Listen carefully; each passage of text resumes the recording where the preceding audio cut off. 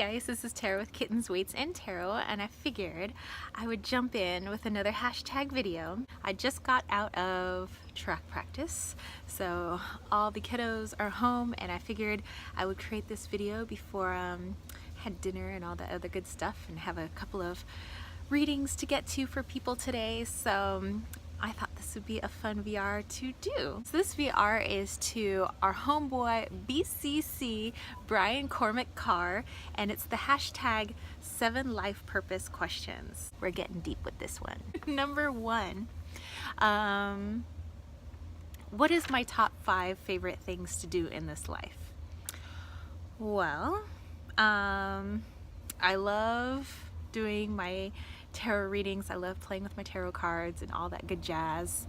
Number 2, I love going for hikes and walks in the wilderness. I just like being in nature, far away from city life and buildings and things like that. You know, I like to be kind of out where it's a little more rural, in the desert, in the mountains.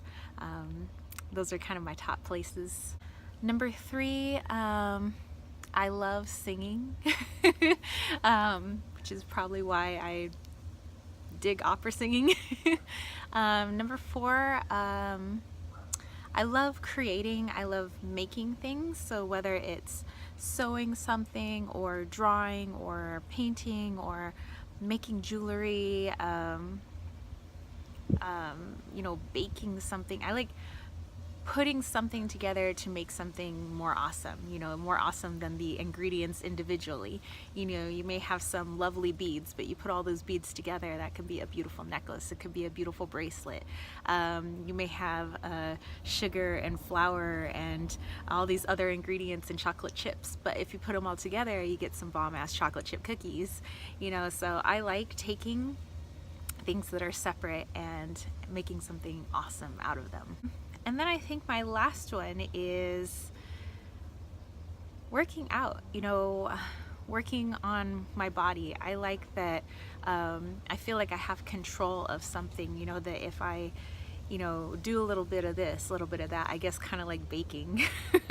You know, you take all these individual things, but then you put it all together and you can, you know, make things happen with your body. You can physically feel yourself getting stronger. You can see, you know, success over a few weeks or a few months, or, you know, after a year, you know, how much things change just by molding and morphing your own body. I kind of like that. I like molding it like a sculptor. Okay, question number 2 says, what do these top 5 things all have in common? So I'm like trying to piece that together, because here you have like tarot reading. I love tarot reading.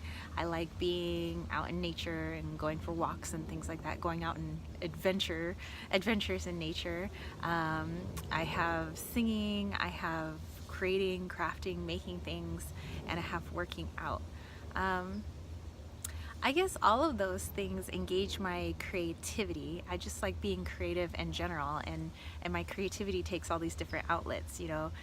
We could only pick a top 5, so I couldn't put photography in there, although photography could be in my creativity, I guess, you know, because I like, you know, making, composing pictures, putting them in Photoshop. So yeah, I would say that the connecting strand would be creativity, because with tarot, you know, I engage my intuition, my creativity, my imagination, you know. And then with singing, that's a creative outlet and form. With being out in nature, that's, you know, engaging all my senses, and my creativity helps me, you know, come up with great ideas and helps me to see things in a new way.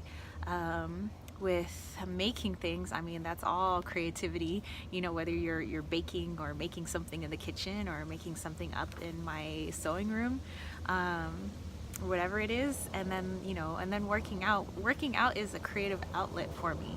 You know, I get to craft a workout, you know, I get to make it something that is my own, you know, I get to mold it, you know, not just do something that somebody told me to do, you know, I get to make my own thing, and I make my body my own way, in the way I want to do it. Question number 3, personal qualities people recognize as value in their lives. So personal qualities that I have, It's kind of weird because I I feel weird like talking myself up, I guess.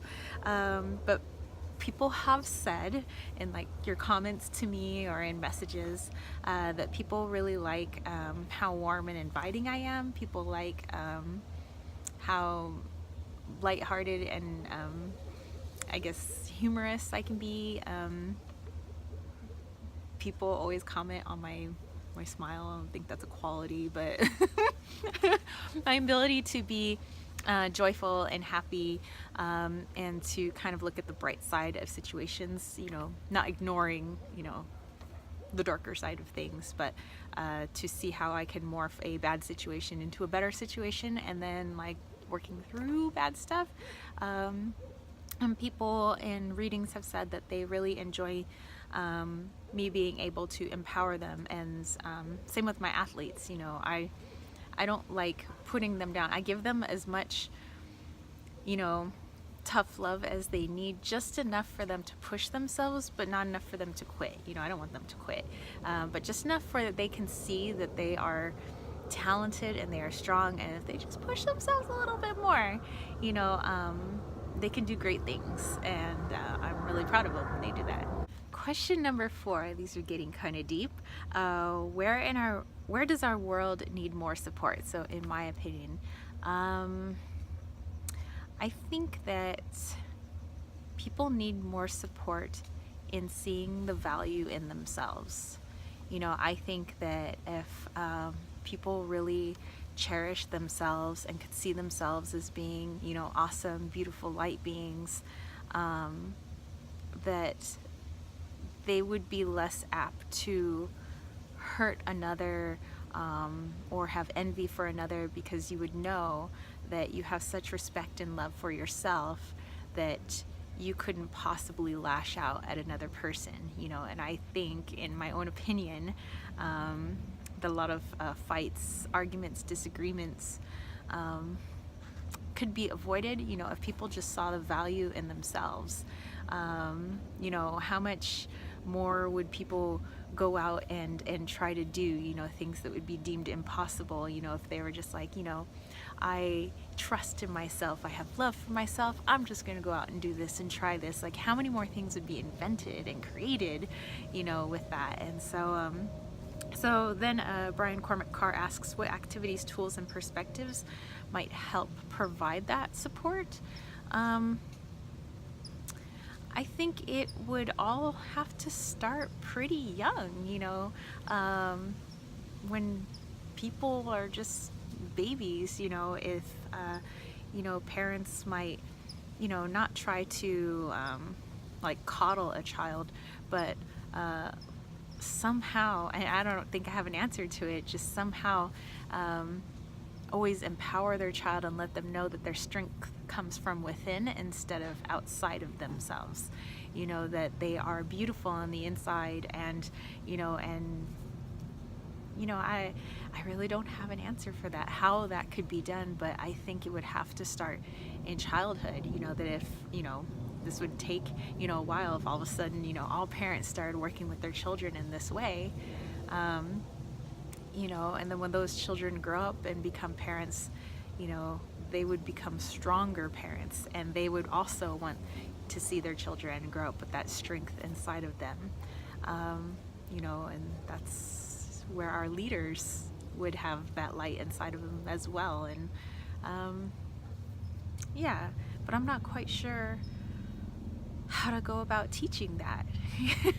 But it's a great idea, I think. Question number 5, what is my happiest place and what beings live there? I would say, well, a happy place that I have is right here at home. I guess that's kind of cool to, have one of your happiest places be here at home. And the beings that live here, well, let's see. I have a dude, I have a puma, I have stuffies. I have lots of little nature spirits that live in my backyard, and well, spirits in general. Well, I would say, okay, so a happy place that's not my house, probably the desert. I love desert animals, I love the desert. Question number 6. If all my experiences in my life, both good and bad, was training for a specific destiny, what would it be? Well, my upbringing was pretty crappy, but I did have some pretty good things happen here and there, things that had all by myself, that I did all by myself. And through having a crappy childhood, I have worked my tail end off to be where I am and have what I have, and kind of be in the space that I'm in. So I'd say what that destiny was then, or what it ultimately will be, maybe, is being able to help others then rise from the ashes. Because that's kind of how I feel I've had to do. I've had to rise from the ashes. I've had to see the inherent value in myself, and know that what I have is worthwhile and worth fighting for. And I think that being from a place of pain and hurt and all that I went through mentally and physically, that I'd be more able to help those people feeling similar feelings and help them rise to their greatest potential. How's that for a destiny? Question number 7, our final question. If time, money, ability, confidence, prior commitments, and personal beliefs were no obstacle to do what I want, what would I start doing today? Well, I'd just be doing my tarot business. You know, if that was no thing and money was just raining down from the sky, I'd still be doing tarot. I'd still be doing all those things that I'd love. I'd be, hanging out in nature. I'd still be singing in my living room or whatever. But yeah, I'd just mostly just be doing my tarot and reading for people, helping people, bringing people together, doing retreats and fun stuff like that, teaching classes about tarot and about empowerment. It's the stuff that I already do, but I would just, that's all I would do. All right, Brian Cormack Carr, thank you so much for creating this awesome hashtag. It's kind of deep there, bro. But anyway, I really enjoyed this. I've enjoyed watching other people's videos. I know he created this a little while ago, but people be busy, but I shall have more time in June once school is out. And yeah, so if you guys want to catch a reading with me, make sure that you hit up www.kittenswaitsandtarot.com or my Etsy shop, which is also linked through my website, but it's etsy.com/shop/kittenswaitstarot. And don't forget to join the KWT tribe, where together we're making the Wally Oracle and a retreat for this summer. So hit up patreon.com/kittenswaitsandtarot and see how you can get involved in the creative process with my company and help create awesome things together. And you get some sweet freebies in the process. And that's it for me, spiritual homies. So I shall catch you later. All right, peace, love, and chicken grease. Peace out.